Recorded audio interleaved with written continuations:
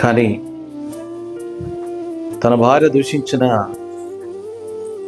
యోబు మాత్రం తన నోట నుండి దూషించలే, పాపము చేయలే. ఈ దినాల్లో మనం ఏమి నేర్చుకోవాల్సినది? ఈ 4వ మెట్టు నుంచి మనం ఏమి నేర్చుకోవలసినది?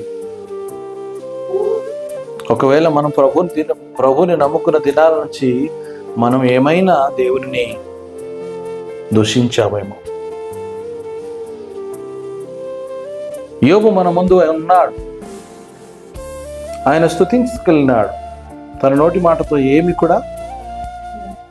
దేవుని ఏమి కూడా చెప్పలే, ప్రశ్నించలే, దేవుణ్ణి ప్రశ్నించలే. కానీ దినాన్న మనం చేస్తాం, దేవుణ్ణే